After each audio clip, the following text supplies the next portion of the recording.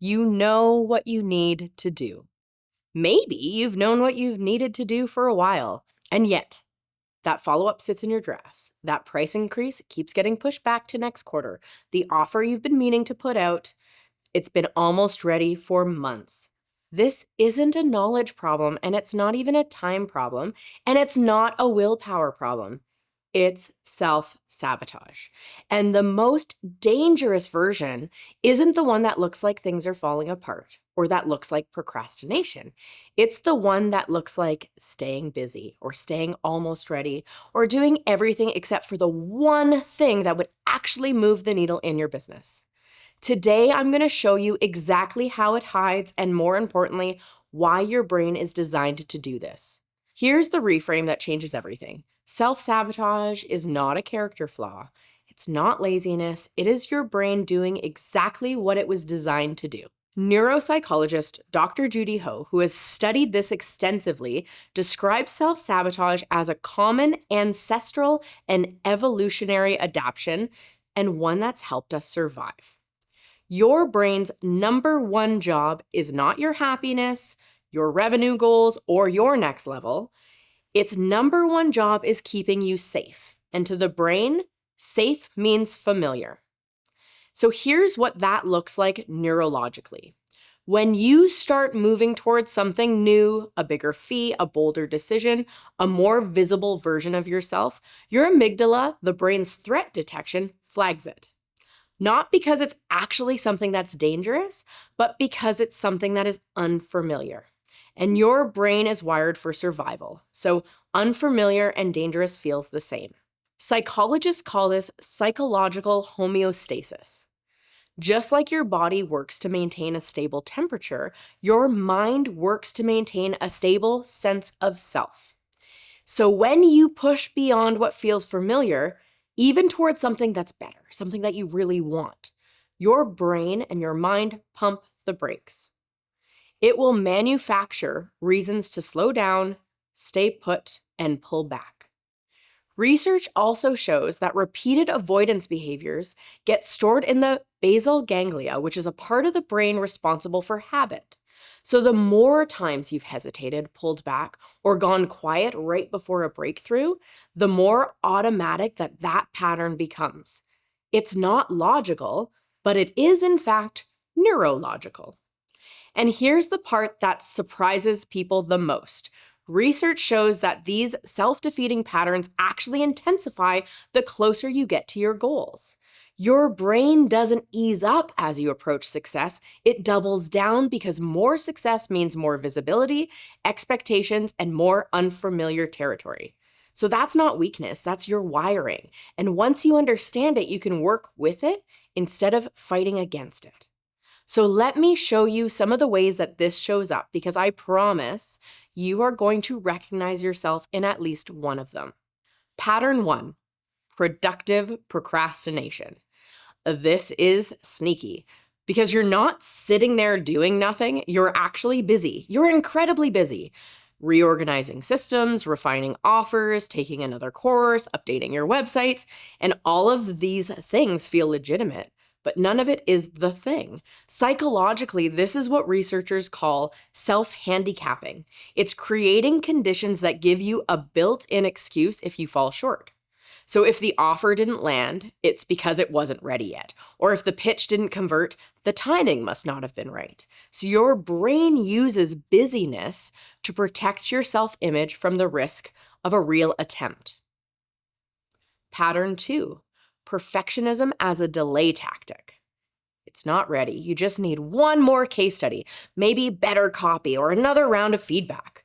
Perfectionism tells you that this is about standards, but what it's actually doing is keeping you from being evaluated before you feel certain of the outcome.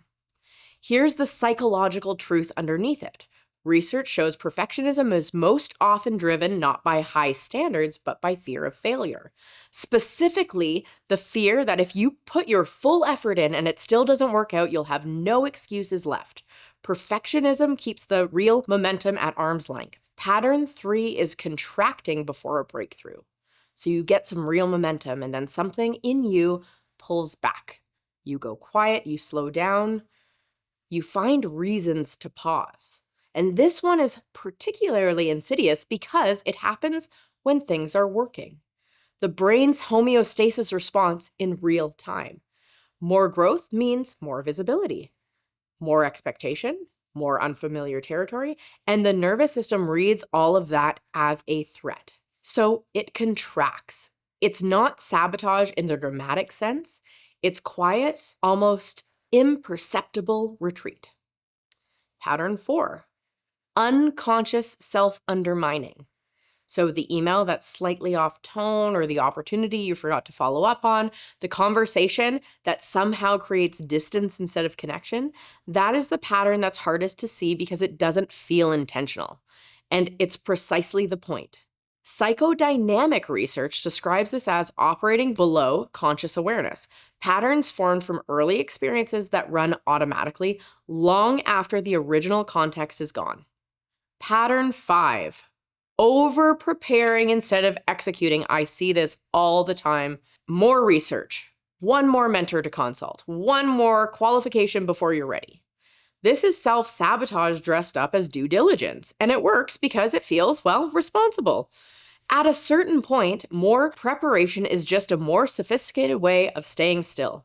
The brain taking the familiar route of acquiring information instead of risking the exposure of action. Now, here's what all 5 of these patterns have in common. They're not about capacity. Every person I've just described as capable, accomplished, you know what to do. The block is not your skill set. Psychologists describe self-sabotage at its root as an identity gap, the distance between where you are and who you believe you're allowed to become.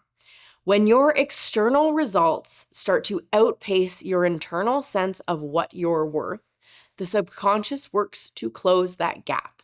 And not by expanding your sense of self, it's by pulling your results back down.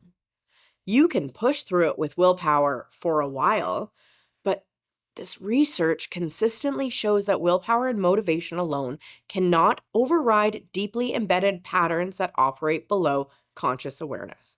This is why the work isn't just tactical.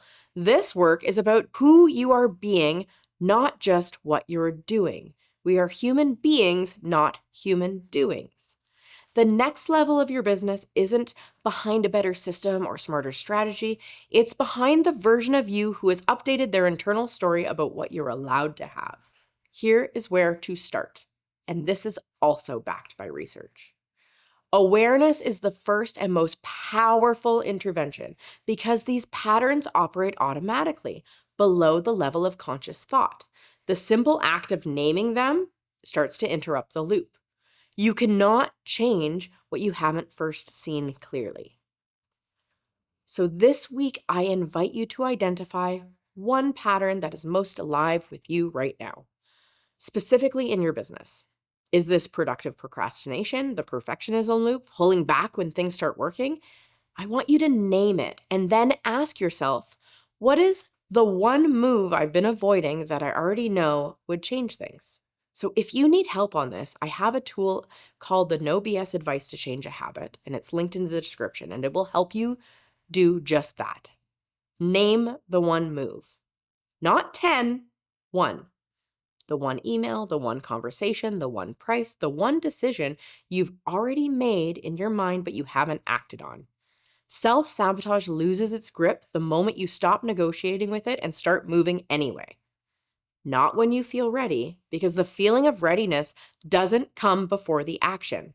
Research is clear on this. It comes after. So pick the one thing and do it before the end of this week. So again, I've linked in the description my exact formula for overcoming self-sabotage called the No BS Guide to Change a Habit.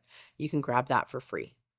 And for more on how your identity and belief system plays into this, you can watch this next video called You Cannot Outperform Your BS. And if you know someone who also needs to hear this today, send this video to them. Sometimes the most valuable thing we can do for people around us is to hand them the mirror.